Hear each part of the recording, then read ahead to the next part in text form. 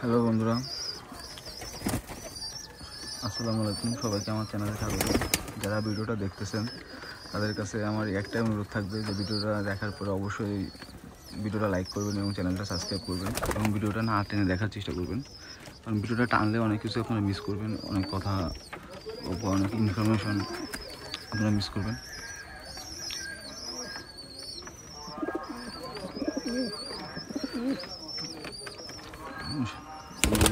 খাইতে দিতে এসেছি 10টার সময়, সব কবুতরগুলো খাচ্ছে।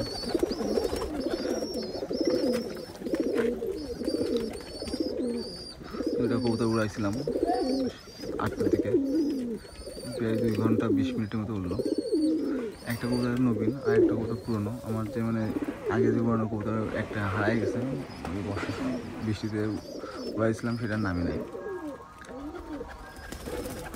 এই দুটো কবুতর আশা করি ভালো দম করবে, কারণ কবুতরটা আমি নতুন কবুতরটা বেশি দিন ছাড়ি নাই, 3-4 দিন আকাশে দিচ্ছি। আজকে 2 ঘন্টা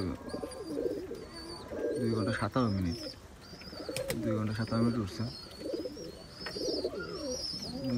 আমি মাত্র কবুতর 3 দিন উড়েছি, আজকে দিয়ে 3 দিন। 3 দিনে 2 ঘন্টা 17 মিনিট ভালোই। আশা করি কবুতরটা আরও বেশি ভালো দম করবে। এটা এই যে কবুতরটা, এটা হচ্ছে আমার চট কবুতর।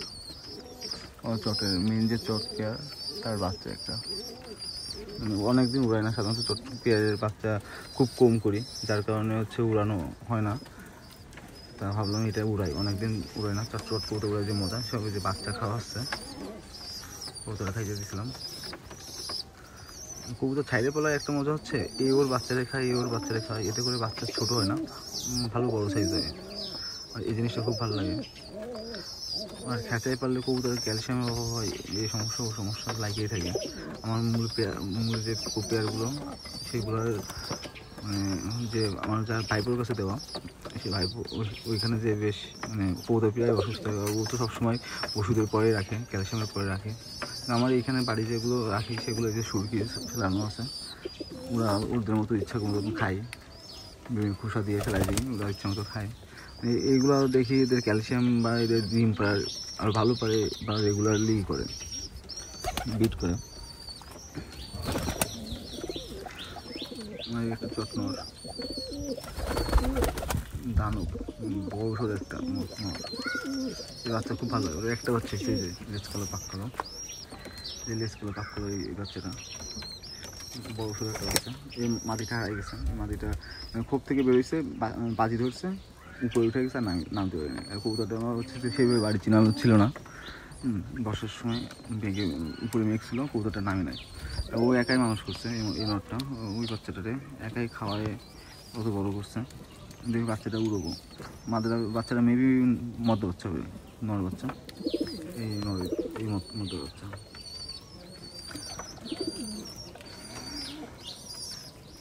আর এবার জোর দিচ্ছে সেই তুলা মাদের সাথে ওই নটটারে। আমার চট আর তুলানো চট কবুতর আর তুলা খুব ভালো সেট হয়, চট আর তুলার খুব ভালো সেট হয়। এই জন্য এই তুলা মাদের এটার সাথে জোর দিচ্ছে এটারে।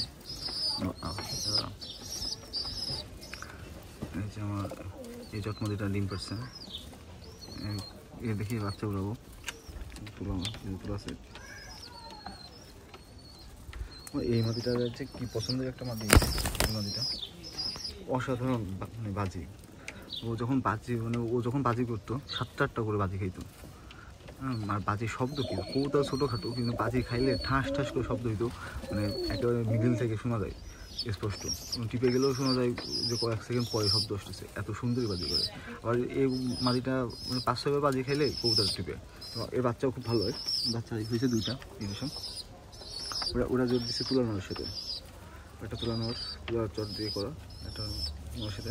বাচ্চা খুব আমার এত ভালো লাগে উড়াইতে, কিন্তু সমস্যা একটাই যে শীতকালে ওই শিরেই মায়ের যখন দাবড় দেয়, শিরেই ধরা খাই যায়। কারণ ওই বাচ্চাগুলো খুব আস্তে আস্তে স্লো ওড়ে, বেশি দৌড়িতে পারে না, স্লো লেজ ফুলাই ওড়ে। বাজি খাই উঠে, যখন বাজি ধরে কবুতর শিরে ওরা ধরতে আসতেছে, ওর বাচ্চা বাজি খাচ্ছে। এরকম অবস্থা হয়।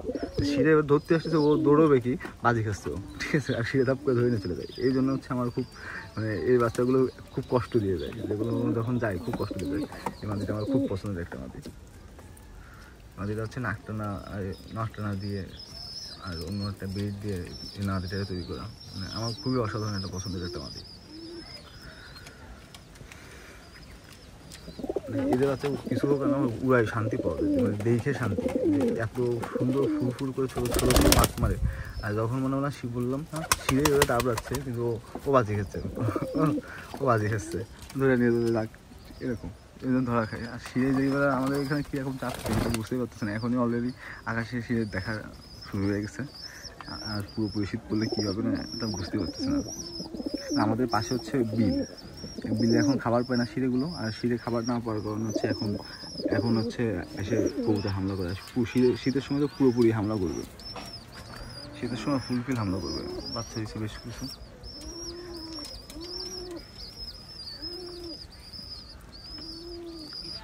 বাচ্চাগুলো উড়ায়। এবার দেখা যাক, আপনাদের অবশ্যই দেখানোর চেষ্টা করবো বাচ্চা উড়াইলে। এই আমার একটা মন আছে, আমার খুব ভালো লাগে মনটা। এই মাটিটা বেশ কিছুদিন হয়েছে ডিম পাচ্ছে না, আমার একটা খুব টেনশনের ব্যাপার। এই মাটিটা আমার খুব ভালো পছন্দের একটা মাটি, আপনার দেখায়। এই যে মাটিটা, এই মাটিটা বেশ কিছুদিন ডিম পারতেছে না, যার কারণে ওই বাচ্চা এখন আর নাই আমার কাছে। এখন বাচ্চা মানে যখন ডিম যে কবে কবে বুঝতেছে না, কবুতরটা অনেকদিন ছুটা রয়েছে, অনেকদিন চলতে রাখছে যে দেখি আজ না কাল না পরশু ডিম পারে কিনা হয়ে যাবে। এই সিটটা মাটিটা অসাধারণ, এর বাচ্চা খুব ভালো হইতো। আমার সব থেকে একটা বড় বলেছে, এই মাটিতে আমি কোনো মানে বাচ্চা আমি বুড়ো করে রাখি নাই, শুধু উড়াইছি, মানে করছে উড়াইছি আর হারাইছি, আমি কখনো এই বাচ্চা টাচ্চা কাটিয়ে রাখি নাই। মানে এত সুন্দর গেটাপের বাচ্চা, এত সুন্দর হয়, কিন্তু এবার ডিম পাই না। যে আমি শুধু একটা মানে আশায় আছে যে একবার ডিম পারলে ওদের বাচ্চা আমি উড়াবো না, বাচ্চা কাটিয়ে রাখবো। তা সবাই আজকে ভিডিওটা এই পর্যন্ত, সবাই ভালো থাকবেন, সুস্থ থাকবেন, এবং যারা ভিডিওটা দেখতেছেন তাদের কাছে একটাই রিকোয়েস্ট থাকবে যে অবশ্যই ভিডিওটা লাইক করবেন এবং চ্যানেলটা সাবস্ক্রাইব করবেন। কোনো কবুতর সম্পর্কে জানার প্রয়োজন হলে আমার অবশ্যই বলবেন। আমার নাকটা পেয়েছে, ওর একটা বাচ্চা হয়েছে, বাচ্চাটা দেখে উড়াবো। সবাই দোয়া করবেন আমার কবুতরের জন্য, এবং সবাই নিজেদের কবুতরের দিকে খেয়াল রাখবেন। আল্লাহ হাফেজ। এই পর্যন্ত।